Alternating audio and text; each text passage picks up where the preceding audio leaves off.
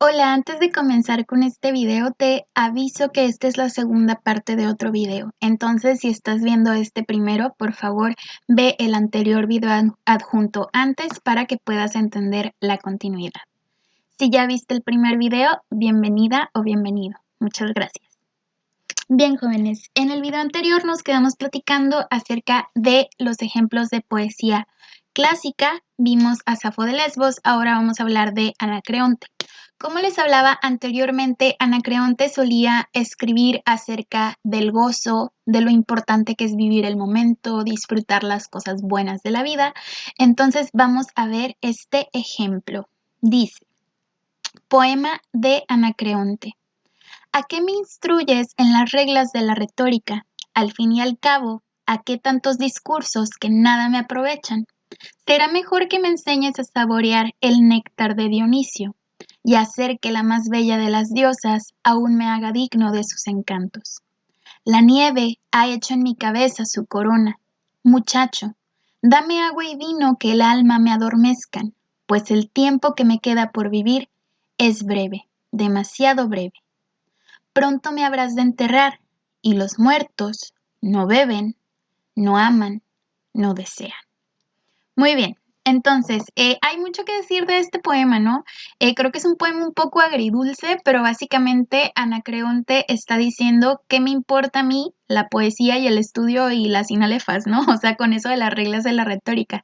Como lo que yo quiero es vivir el momento, disfrutar el néctar de Dionisio. Dionisio es el dios del vino para los griegos, entonces él está hablando de disfrutar del vino, de convivir con mujeres, entre otras cosas. Aquí algo muy importante, fíjense cómo se van conformando las figuras retóricas. Fíjense qué buena esta metáfora. La nieve ha hecho en mi cabeza su corona. ¿Qué querrá decir?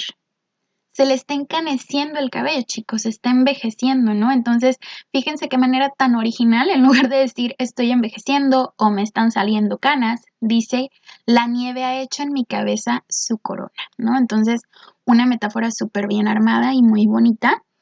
Abajo también donde dice los muertos no beben, no aman, no desean. Está entre enumeración, cosas seguidas, y anáfora, ¿verdad? Repetición de palabras. Entonces, un muy buen ejemplo de poema de Anacreonte. Vamos a pasar a la siguiente época poética que nos toca ver el día de hoy. Vamos a hablar acerca de la Edad Media. Me disculpo un poquito ahí por cómo se mueve la diapositiva. Si hay algo que cambiar, pues lo escucharán de mi voz, ¿ok? Entonces, como saben, la Edad Media fue un periodo muy largo que trajo cosas terribles a la humanidad.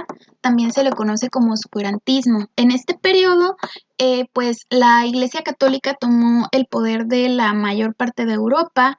Había reglas súper restrictivas, se mató a mucha gente por cosas muy injustas. Había un poderío, pues, muy injusto, ¿no? En nombre de Dios se cometieron muchas atrocidades.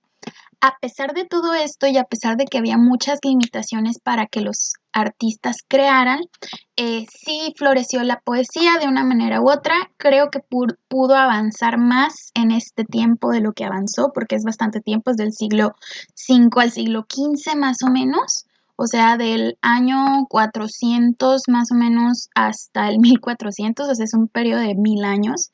Entonces, imagínense. Pero aún hay cosas que ver de este periodo, entonces vamos a platicarlas. Como quizá recuerden, durante la Edad Media hubo presencia de trovadores, personas que iban cantando de pueblo en pueblo como una manera de, pues, obtener dinero y entretener a la gente al mismo tiempo. Estas canciones que cantaban los trovadores casi siempre eran temas anónimos que podríamos considerar de alguna manera como poesía del medievo o de la Edad Media. Muy bien. Por su parte, esto se dio mucho en Francia y Alemania, pero también se dio en otros lugares, en general en la mayoría de Europa, ¿no? En España, por su parte, tuvimos dos tipos de creaciones poéticas o de cantos principales. Por un lado estaba el mester de clerecía. Clerecía viene de clero, clero viene de iglesia, y estos básicamente eran cantos o poemas dedicados a el amor a Dios. Y tenemos también las jarchas mozárabes, perdón, ahorita voy a eso. Me refería más bien que tenemos también al Cantar de Gesta, que eran estos poemas que hablaban de la vida de los héroes, por ejemplo, el Cantar del Mío Cid o el poema del Mío Cid, que es una epopeya que habla de las aventuras de un caballero, ya lo vimos el semestre pasado, no me voy a enfocar en eso. Dentro de lo lírico o que tiene que ver más con las emociones y más de lo que estamos hablando en este semestre en cuanto a poesía, vamos a encontrar las jarchas mozárabes. ¿Por qué eso de mozárabes si estamos hablando de España? Por mucho tiempo, España estaba ocupada por personas árabes. Ellos eran los que tenían el territorio. Después hubo unas revueltas, las cruzadas, entre muchas cosas que quizá han mencionado en su clase de historia. Y se volvió algo así como una mezcla, pero obviamente no iba a desaparecer del todo el idioma de los árabes. De hecho, el español, como saben, es una mezcla de árabe, portugués, francés, entre otras lenguas. Entonces, había mucha presencia en ese momento de español y árabe como mezcladito, y así surgieron las jarchas mozárabes, que eran pequeños poemas, también llamadas muwashajas. Ahí en el sonido, ¿no? Se nota el árabe. Esto se dio en España del siglo XI al siglo XIII. Eran casi siempre como pequeñas cancioncitas, la mayoría de origen anónimo, que se sabían las personas, ¿no? Y en su mayoría eran de temas amorosos. Casi siempre, como aprovechando esto de que era anónimo, hay mucha presencia de voz femenina. Es decir, al parecer muchas mujeres fueron las que escribieron este tipo de canciones. Asimismo, estuvieron las cantigas del amigo. Las cantigas del amigo fue un tipo de poesía que también se dio durante la Edad Media en España, del siglo XII al siglo XV. Este era un estilo poético predominado por las mujeres, generalmente igualmente era anónimo porque pues si sabían quién lo hizo, la iglesia lo podía ver mal e incluso te podían hasta matar porque les digo, pasaron muchas cosas terribles en la época medieval. Pero las cantigas al amigo básicamente eran algo así como poemas en las que había un sujeto lírico o una voz que le hablaba a un destinatario lírico que era un amigo dentro del poema y que le contaba como todo el amor que le tenía esta persona y que por favor le ayudara o que por favor le dijera o que le diera consejo, ¿no? Sin embargo, pues como saben, en la historia muchas veces cuando algo es propio de las mujeres, no las dejan que se mantenga así, y como este tipo de poesía tuvo mucha popularidad, después también los poetas hombres, ¿no? Empezaron a hacer sus cantigas del amigo, pero pues la esencia era esa.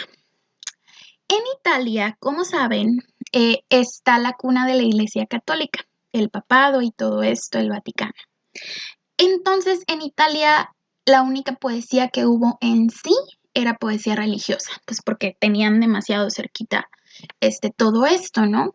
Dentro de los poetas religiosos, uno que es muy reconocido es San Francisco de Asís. Él pues fue un religioso y escribía mucha poesía sobre Dios. La verdad es que su poesía se sentía muy sincera, como que parecía pues de verdad estar muy enamorado de su Dios y hacerle poemas muy bellos. Por otro lado, surgió la poesía provenzal. La poesía provenzal se dio en un lugar que se llamó Provenza, que ahorita en sí no existe como tal, o sea, sí existe el área donde estuvo, pero no como lo que conocíamos antes. Esto básicamente era un reino al sur de Francia, al sureste de Francia, y digamos que estaban un poco apartados de todo. Entonces, aquí no había tantas restricciones en la creación como en otros lugares, y se jugaba un poco más con temas amorosos, pero ya llegando a temas eróticos o sexuales, ¿no? Que pues obvio sería algo escandaloso para la iglesia en ese momento. Entonces por eso les digo que estaban un poquito apartados de los demás. Una característica de la poesía provenzal es que era poesía de la corte, es decir, la escribían personas que pertenecían al grupo de amigos y confidentes del rey. Tenía un alto nivel artificioso porque estas eran personas que sí tenían un poco más de acceso a lo que son los estudios, entonces podían aprender a escribir un poquito mejor, y también eran muy musicales, ya que en las fiestas que hacía el rey, pues se solían cantar o recitar este tipo de poemas. Algo muy interesante dentro de la poesía provenzal es la presencia del amor cortés. Me dirán, ¿qué es esto de amor cortés? La figura o la foto que está a la derecha, arriba, se supone que representa el amor cortés. Les explico rápidamente. El amor cortés es un tipo de amor que se dio en la Edad Media. En este tiempo todos los matrimonios eran por conveniencia, sobre todo en la corte o en la gente de más dinero. Pues, ¿a qué me refiero con que eran por conveniencia? Los padres casaban a los hijos con ciertas personas que tenían ciertas tierras para que pues ambos acrecentaran sus riquezas. Entonces no estaban casados por amor, por así decirlo. Entonces, muchas veces, pues las mujeres, e incluso los hombres, me imagino, eran infelices en este tipo de matrimonios o de relaciones. Y es así como surge el amor cortés. En el amor cortés, un caballero, pues sí, un caballero como tal de la corte, uno de los que luchaba para el reino del rey, seducía a una dama casada, ¿no? A una dama casada, pues en un matrimonio de conveniencia. Y pues se mandaban cartas. Aquí viene eso de que la dama le entrega como un pañuelito al caballero. De aquí viene, pues, porque eran como estas confidencias, se veían en secreto y todo esto. Muchas veces el amor cortés solo quedaba en esto, solo quedaba así como en coqueteos, en miradas, en verse escondidas y platicar. Muchas veces no pasaba algo más, sea como no sé, a un beso o incluso al sexo. Muchas veces no llegaba a eso, pero había ocasiones que sí. Sin embargo, aunque era algo que todos sabían y algo que se cantaba mucho en los poemas porque resultaba muy interesante o emocionante, era algo que a su vez estaba muy mal visto. Había como mucha doble moral en ese tema en ese entonces, pero era como una de las pocas maneras de amor honesto que podía haber, aunque tenía que ser a escondidas. Por último, tenemos la poesía galaico-portuguesa. Este es un tipo de poesía que se dio en una área, pues, entre Portugal y España, como en la parte de abajo de España, por así decirlo.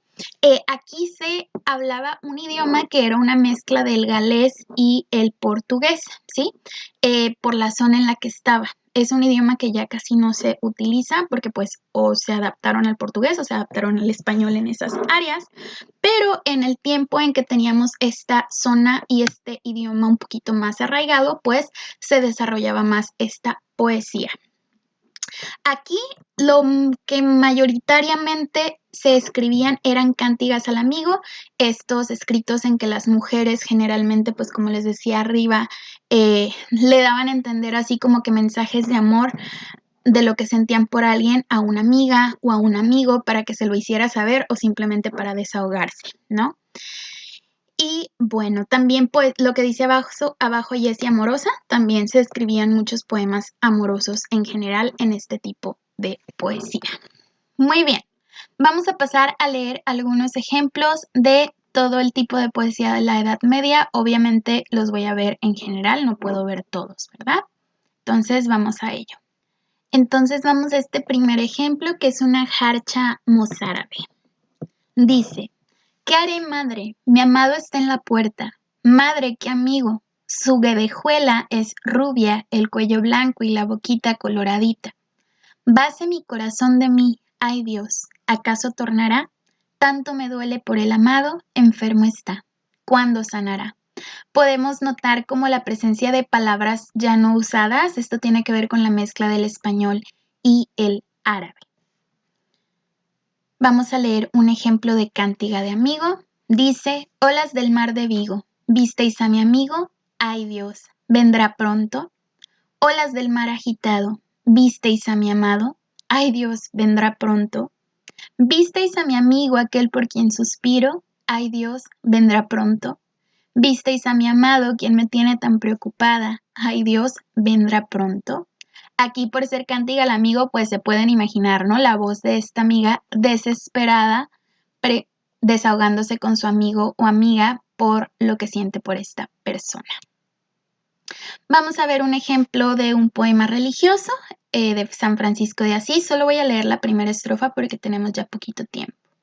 Dice: tú eres amor, caridad, tú eres sabiduría, tú eres humildad, tú eres paciencia, tú eres belleza, eres mansedumbre, eres seguridad, eres quietud, tú eres gozo, tú eres nuestra esperanza y alegría, tú eres justicia, tú eres templanza, tú eres toda nuestra riqueza a satisfacción. Un tiempo en que Dios era lo único y lo máximo y se refleja de una manera pues en realidad bastante bonita en ese poema. Vamos a ver rápidamente un poema de una autora de la época provenzal bastante reconocida, que es la Condesa de Día. Pero esto lo veremos, chicos, en un último video. Les prometo que ahora sí es el último, es que es mucha información, ¿ok? Para que vean la parte 3, ahora sí, con la actividad por fin.